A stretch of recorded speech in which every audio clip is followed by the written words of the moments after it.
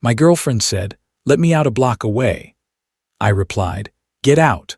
Then I drove home, packed my closet, booked a sublet, left one note, blocked her calls, and went silent while she came home drunk and realized her vibe cost her everything. Welcome back to Reddit Tales. Let me out a block away. Don't want to be seen getting out of your car. As you listen, ask yourself what you would do if the person you love treated you like something to hide. If you enjoy these stories, subscribe and leave a like. Now let's get into it. The funny thing about red flags is you rarely call them that while you're living inside them. For 3 years with Chloe, I saw a lot of signs and kept explaining them away. I told myself she was just young, just ambitious, just social. I kept trying to be the steady one. I'm James. I worked at a warehouse back then. Not glamorous, but it paid the bills. Chloe was chasing an influencer life, always talking about building her brand and the next level. When money was tight, I picked up extra shifts. Time and a half, not for a new toy or a vacation. It was to cover her half of rent for a couple months while she figured things out. This is where a lot of people confuse love with overfunctioning. If you do everything, you can start disappearing. The Thursday before the party, Chloe had her friends over for pre-party planning. Maya, the aspiring publicist, and Jess, who somehow made money through brand deals and constant networking. They treated our apartment like a lounge they were doing us a favor by visiting. I spent my day off cleaning, scrubbed the bathroom, vacuumed the rug Chloe said had bad energy, bought the fancy cheese plate she requested from the overpriced market. They arrived in a cloud of perfume and loud gossip. I got a quick hey, and then they went straight to the wine. Chloe kissed my cheek and said, "Babe, we need privacy for creative flow. You don't mind, right?" I minded. I minded the way Maya's eyes scanned our living room like she was judging it for later. I minded Jess putting her feet on the coffee table. I refinished myself. But I smiled anyway and went into the bedroom. From behind the closed door, I heard laughter and planning and critiques of other people. Chloe's voice was the loudest, like she was performing for an invisible audience. A few hours later, they left. I walked out to a mess. Empty wine glasses with lipstick marks, crumbs ground into the rug. The cheese plate picked clean like a crime scene. No thank you, no goodbye. Just a mess left for me to handle. That's the problem with being the good guy in the background. People start treating you like staff. Saturday came. The night of Maya's rooftop party. Chloe had been buzzing all week, like the party was a job interview and the prize was approval. She came out of the bedroom in a tiny, sparkling dress I'd never seen before. It looked like it cost more than our grocery budget for a month. Her makeup was sharp. Her hair was styled to look effortless, which takes a lot of effort. "You look amazing," I said. It felt like the right thing to say, even though something in me already felt tired. "Maya helped me pick it," she said, barely looking up from her phone. "We can't be late. Golden hour photos are key." The whole ride there, she was in a group chat. I could see the name at the top. Swore Squad. The messages kept pinging. "Maya, is he driving you, Chloe? Unfortunately, his Prius is a vibe killer, but Uber Surge is insane, Jess. Just have him drop you off around the corner." "You won't have to walk far." I kept my eyes on the road, hands tight on the steering wheel. Prius. Vibe killer. Like my car, and by extension me, was something that could ruin her image. At that point, I should have spoken up. But I had spent years training myself to swallow things. We entered the trendy part of town. Bars and clubs. Music leaking onto the street. Chloe finally looked up, pointed ahead, and said it like it was normal. "Just up here. Let me out a block away. Don't want to be seen getting out of your car." The words didn't land like an insult. They landed like a procedure. Hide the embarrassing part before you step into the real world.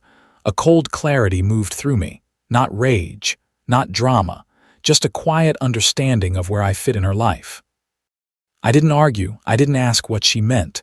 I signaled, pulled to the curb right there, not a block away, and put the car in park. She stared at me. "What are you doing?" I said, "a block up." I turned and looked at her. really looked at her. The woman I'd been funding, cleaning for, and trying to impress.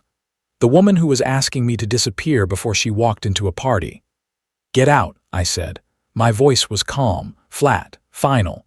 She blinked, then laughed, a short sound meant to make me feel silly. "Oh my God, are you serious? Don't be so dramatic, it's just parking." She rolled her eyes and reached for the door handle. "I'll get an Uber later, don't wait up." She stepped out and slammed the door without looking back. I watched her in the mirror as she hurried toward the crowd, dress catching the streetlights, phone already in her hand to announce her arrival. I sat there for a full minute. Then I put the car in drive and headed home. The drive home was the quietest I'd had in months. Not the tense quiet before a fight, a clean quiet like something had finally snapped into place. The funny part is my Prius felt more honest than my relationship. It got great mileage. It never asked me to hide it. When I got home, I parked in my usual spot and stared up at our apartment window. The living room light was on. I had left it on for her, like I always did. That small, caring habit belonged to a version of me that was done. Inside, the leftovers of her pre-party life were still there. A wine glass near the sink. A smear of glitter on the floor. I stepped over it. I pulled out my duffel bag and the suitcases from the top shelf. I didn't pack in a rush. I packed like I was separating my life from hers with a careful line. Socks first, then shirts, jeans, work clothes. My books from the nightstand. The framed photo of my parents and me at the lake. My toolbox because I was always the one fixing things. I left the espresso machine she begged for and never learned to use.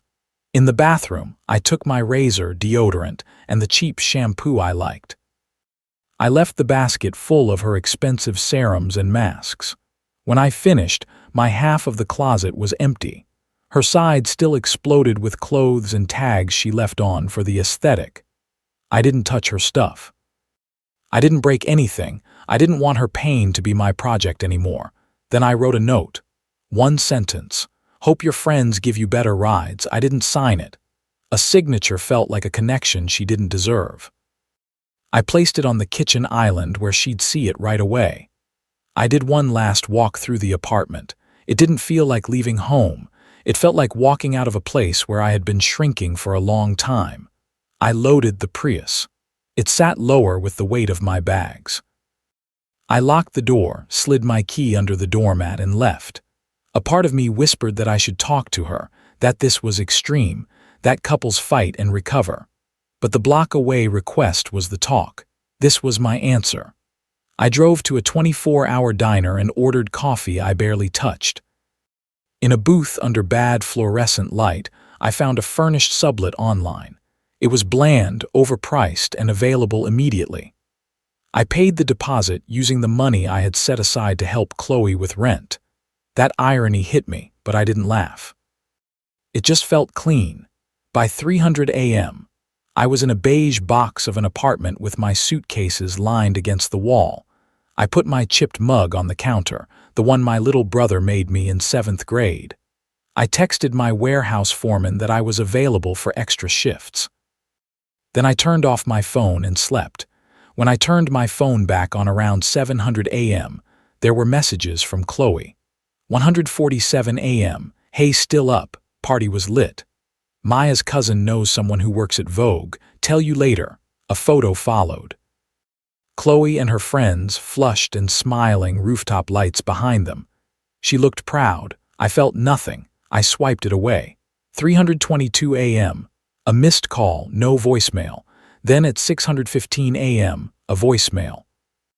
I put in earbuds, made coffee in my brother's mug, and pressed play while I looked out the window at a street that wasn't mine yet but would be. Her voice started happy and tipsy. "Hey babe, just got home. Uber was like $80. Can you believe that?" She fumbled with keys, then her tone shifted. "Hello, where are you?" "Your side of the closet is empty." Drawers opening, faster, panic rising. "Your drawers are empty. Your toolbox is gone. This isn't funny. Where are you? Call me back right now." Then a choked sob. "Please." The message ended. I deleted it and blocked her number. It felt like putting a lock on a door after you already decided you're not going back inside. 20 minutes later, my phone rang from an unknown local number. I let it go. It rang again. Then again. The third time I answered and said nothing. "James," she said, breathless. "Finally, what is going on? Where are you?" "I'm gone," I said. "The note explains it." "The note," her voice tightened.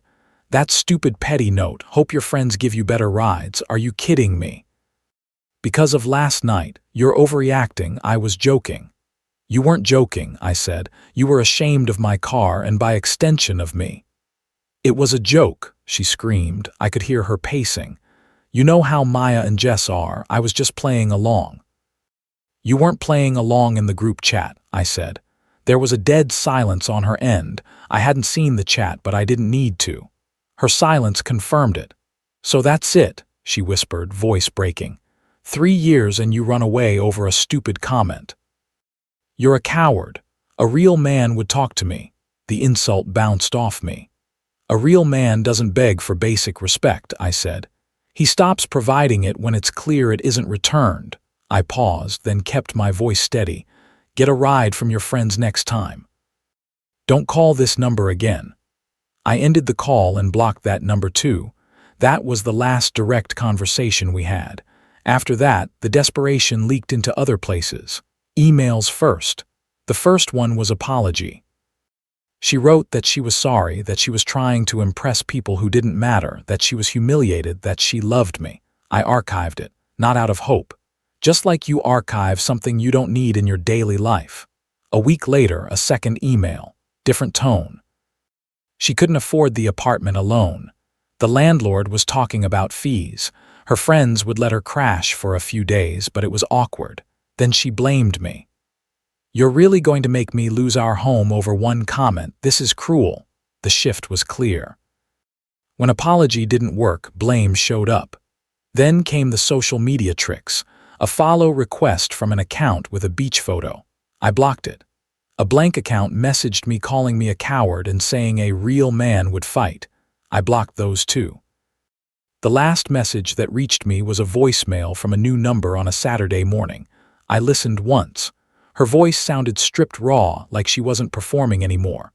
"They're not my friends," she said. "Maya says I'm bad energy now. Jess asked me to pay her back for the Uber and drinks. They said I'm acting like a charity case." She sobbed. "They were never my real friends. You were the only real thing I had." Then she said she tried to move on. A guy from the party used her for one night and ghosted her. Her sister was letting her stay, but she was angry. Chloe said she had no money, no one, and she couldn't stop seeing my empty closet in her head. "I'll do anything," she said. "I'll sell the dress. I'll never see them again. I'll get a normal job, please. I'm so alone. I don't know who I am without you." The message ended. I didn't feel happy about it. I didn't feel revenge. I felt something colder and simpler. Consequences. She chose image over substance. Then she got left with an image and no substance to hold her up. I deleted the voicemail. 6 months is a long time when you stop pouring your energy into someone else's performance. The beige sublet was gone. I moved into a clean 1-bedroom with a view of the river. I had earned a promotion to shift supervisor at the warehouse because I took every extra shift and did my job well. My Prius was still in the lot, freshly washed. I had saved enough for a down payment on a small house, and I was closing next month. Then I got an invitation to my cousin Danny's wedding. We were close as kids, but Chloe always said family events were boring, so I stopped going. I bought a new charcoal suit that fit properly. The wedding was at a botanical garden. Warm light. Real laughter. People talking to each other without trying to be seen doing it. I was standing at the bar waiting for a gin and tonic, feeling calm when I saw Chloe. She was near the restrooms, looking unsure in a dress that was trying too hard. Maya was with her, scanning the room like she was hunting for something useful. Chloe's eyes swept the crowd and landed on me. I watched her face go through it all, shock first, then a flicker of hope, the look she used when she wanted something. Then the hope collapsed into a kind of naked devastation when she took in the suit, my posture, and how relaxed I looked. She whispered something to Maya. Maya smirked and walked away, leaving Chloe alone. Chloe hovered for a while, building courage. I took my drink and walked to a quiet spot near a stone fountain. She approached like she was stepping onto thin ice. "Hi, James," I turned. "Chloe, hello." My tone was polite, detached, like she was someone I used to know. "You look really good," she said, twisting her hands. "Thank you." Painful silence sat between us, filled by the sounds of people laughing on the dance floor. "I got your note," she said, like it had just happened. "I'm in therapy now. What I said, what I did, it was awful. That person who wanted you to drop me off a block away, that wasn't the real me." I took a slow sip of my drink. Ice clinked. I looked at her, not with anger, but with clarity. "I know," I said. "The real you is the one who made the choice. The insecure you, the performing you, the cruel you, it's all you. I just don't want any of it in my life." She flinched. Tears formed, but they didn't move me. "Can we at least have coffee sometime?" she asked. "I need closure. This is killing me." Right then, Lisa found me. I had been seeing her for a few months. She was a landscape architect. Smart, steady, kind. Her laugh never sounded like a show. She slipped her hand into mine like it belonged there. "There you are," she said to me. "They're about to do the bouquet toss. It's a whole thing." Then she smiled warmly at Chloe. "Oh, hi." Chloe stared at our joined hands like the last door had closed. I looked from Lisa's calm face back to Chloe's shattered one. "There's nothing to close," I said quietly. "My life is full. I genuinely hope you find peace, but you'll need to find it somewhere else." I turned toward Lisa and walked back into the light and music. I didn't look back. Thanks for listening. Here are a few lessons from this story. Lesson 1: when someone asks you to hide a part of your life to protect their image, they are not protecting you, they are using you. Lesson 2: if your partner treats you like support staff, the relationship will eventually feel like unpaid labor. Lesson 3: people who build their identity on being seen will often drop the people who actually keep them steady. Lesson 4: closure doesn't always come from a long talk. Sometimes closure is leaving the first time you see the truth clearly. Lesson 5: respect is the minimum. If you have to negotiate for it, you are already losing yourself. What would you have done if your partner said, "Let me out a block away, don't want to be seen getting out of your car"? And do you think James was right to leave that night without a conversation, or should he have confronted her first?